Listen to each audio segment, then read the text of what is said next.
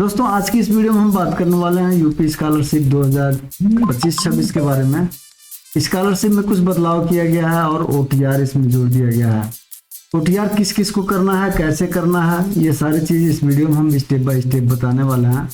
तो वीडियो को पूरा देखिएगा और अभी तक चैनल पर नया है, चैनल को सब्सक्राइब नहीं किया है तो प्लीज़ चैनल को सब्सक्राइब कर लीजिएगा, वीडियो को लाइक कर लीजिएगा और बेल आइकन को प्रेस कर दीजिएगा ताकि जब भी हम कोई नॉलेजफुल वीडियो अपलोड करें तो इसकी जानकारी आपको सबसे पहले मिले। तो बिना देरी करते हुए आइए वीडियो को शुरू करते हैं। नमस्कार दोस्तों, मैं हूं आर्यन कुशवाहा। आर्यन डिजिटल जानकारी में आपका स्वागत है।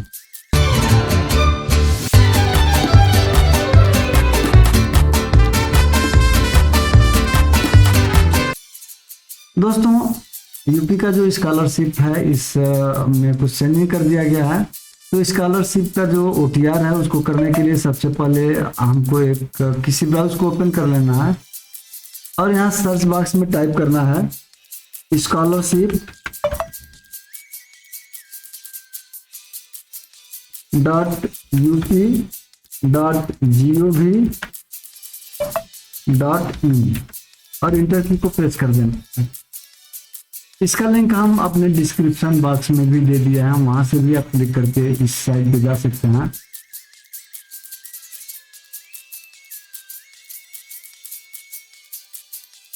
कुछ प्रोसेस लेता है और इस प्रकार का पेज खुल करके आ जाता है जो स्कॉलरशिप का ऑफिशियल पेज है। अब इसमें थोड़ा सा हम नीचे आएंगे, ये नया लुक में भी आ गया है जो स्कॉलरशिप का है। अब एक चीज़ आपको यहाँ हम बता दें कि ओटीआर करने के लिए हमारे पास जो डॉक्यूमेंट्स होना चाहिए वो यह है कि आपके पास एक मोबाइल नंबर होना चाहिए जो वैलिड हो और आधार से लिंक हो। दूसरा, आपके पास एक email ID, valid email ID होना चाहिए और आधार होना चाहिए। तो अब उसके बाद कैसे ओटीआर करना है, तो यहाँ हम थोड़ा सा नीचे आ जाते हैं और यहाँ पे एक बॉक्स देखने को मिल जाता है। यहाँ लिखा हुआ है ओटीआर पंजीकरण कराएं, तो इस वाले पे हमको क्लिक कर लेना है। अब ओटीआर करने के लिए चाहे वो प्री मैट्रिक का हो, पोस्ट मैट्रिक का हो या post matric other than inter का हो, सबका ओटीआर करने का प्रोसेस एक ही है। सबके लिए एक ही जगह से ओटीआर किया जाएगा। तो हमको इसी वाले बॉक्स पे क्लिक कर देना है। अब जैसे इस पे हम क्लिक करेंगे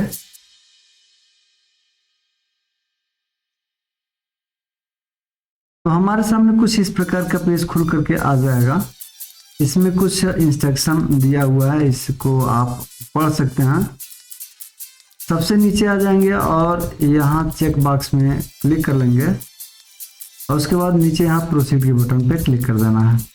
अब जैसे ही हम प्रोसीड के बटन पे क्लिक करेंगे तो हमारे सामने कुछ इस प्रकार का पेज खुल करके आ जाएगा। अब यहाँ पे 3 चरण दिया हुआ है, मोबाइल वेरिफिकेशन, ई-केवाईसी और फाइनल ओटीआर।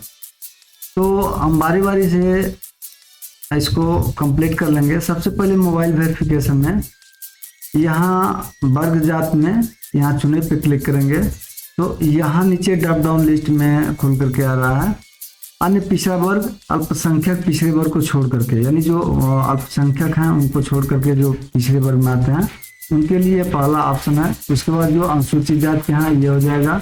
इसके बाद अनुसूचित जनजाति के हो जाएंगे तो ये अनुसूचित जनजाति वाला हो जाएगा। ये अल्पसंख्यक वर्ग के जो होंगे ये हो जाएगा और सामान्य वर्ग के लिए ये सबसे नीचे वाला है। तो इसमें जो भी आप हैं उसको चुन लेना है, सिलेक्ट कर लेना है। इसके बाद यहाँ मोबाइल नंबर इंटर करना है। मोबाइल नंबर वही होना चाहिए जो आपके आधार से लिंक हो, क्योंकि यहाँ नीचे दिया हुआ है आधार नंबर से लिंक। तो अब यहाँ मोबाइल नंबर इंटर करके जो कैप्चा दिया हुआ है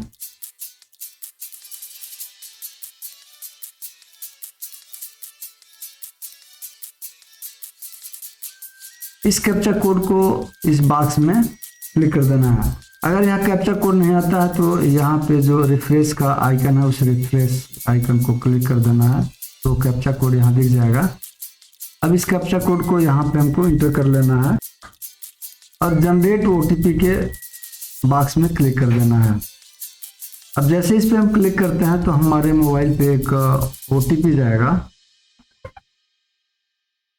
अब यहाँ देखिए, यहाँ लिखा हुआ ओटीपी सेंड सक्सेसफुली, ओके कर देना है।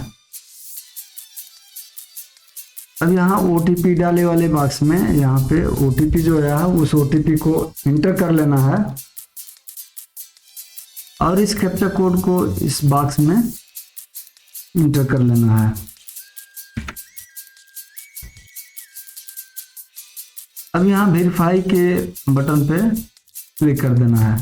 अब जैसे हम वेरीफाई ओटीपी के बटन पे क्लिक करते हैं तो हमारा यहाँ देखिए मोबाइल वेरिफिकेशन का ये ग्रीन हो गया। अब यहाँ पे जो दूसरा हमारा चरण है वो eKYC है। अब इसके लिए यहाँ आधार नंबर को यहाँ इंटर करना है।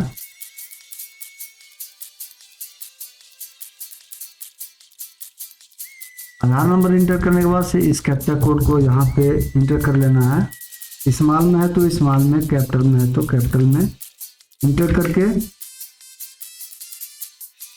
और यहाँ सबमिट बटन पे क्लिक कर देना है। जैसे इस पे क्लिक करते हैं तो कुछ इस प्रकार का हमको देखने को मिलता है। यहाँ ये आधार का जो ऑथेंटिकेशन है वो परमिशन मांग रहा है, यहाँ ओके कर देना है।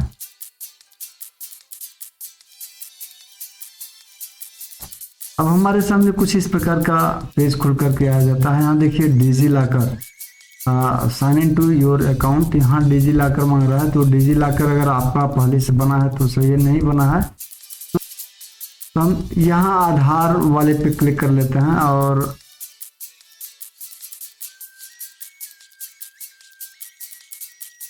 नेक्स्ट के बटन पे क्लिक कर देते हैं।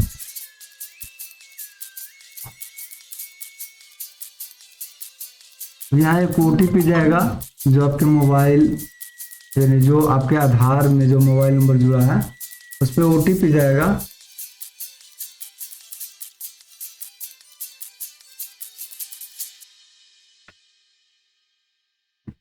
इस ओटीपी को इंटर करके और यहाँ सबमिट के बटन पे क्लिक कर देना है।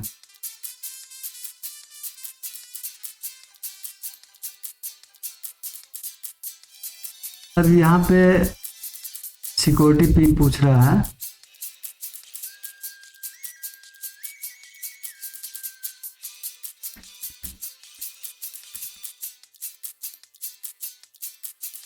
जो भी आपका सिक्योरिटी पिन होगा उसको डाल के यहाँ सबमिट के बटन पे क्लिक कर देना है। अगर सिक्योरिटी पिन भूल गया तो यहाँ फॉरगेट सिक्योरिटी पिन पे क्लिक करके आप जो है नया पिन बना सकते हैं। अब हमारे सामने कुछ इस प्रकार का पेज खुल करके आ जाएगा। फिर यहाँ पे सेलेक्ट करने के लिए दिया है इशू डॉक्यूमेंट जो है आधार कार्ड है, डिग्री सर्टिफिकेट है, ड्राइविंग लाइसेंस है, पैन वेरिफिकेशन है।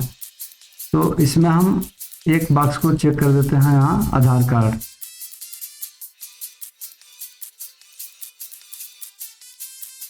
इसमें से किसी एक को चेक करना अनिवार्य है तो हम आधार कार्ड को यहाँ सेलेक्ट कर देते हैं। आप चाहें तो इसमें 1 2 3 और भी कर सकते हैं, कम से कम एक बॉक्स इसमें सेलेक्ट करना अनिवार्य है। अब यहाँ जो पर्पज है यहाँ पे हमको एजुकेशनल वाले पे क्लिक कर देना है और यहाँ अलाउ बटन पे क्लिक कर देना है। अब यहाँ कुछ प्रोसेस ले रहा है।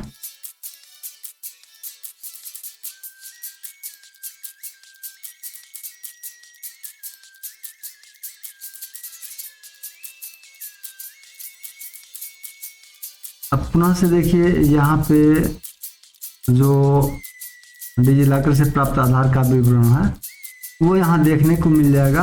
अगर आपका डिजिलॉकर पहले से बना हुआ है तो हो सकता है वह प्रक्रिया जो डिजिलॉकर का किया गया वो ना सीधे इस पे आ जाता है। तो ये डिजिलॉकर से प्राप्त आधार का विवरण यहाँ पे सब कुछ देखने को मिल रहा है जो भी आधार कार्ड में आपका है। अब यहाँ वेरीफाई eKYC डिटेल पे क्लिक कर देना है।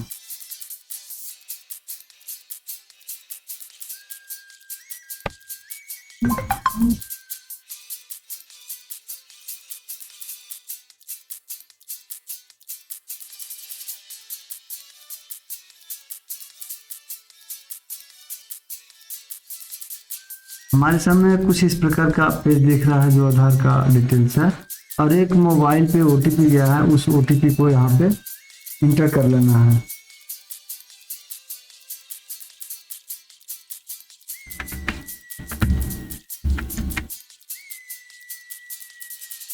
अब यहाँ वेरीफाई ओटीपी के बटन पे क्लिक कर लेना है।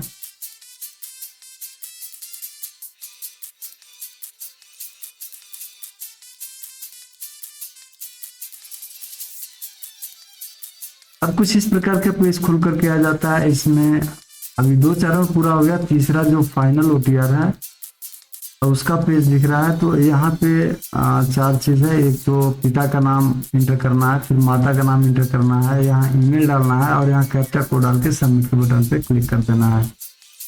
तो यहाँ हम पिता का नाम इंटर कर लेते हैं, यहाँ माता का नाम इंटर कर लेते हैं, यहाँ ईमेल इंटर कर लेना है,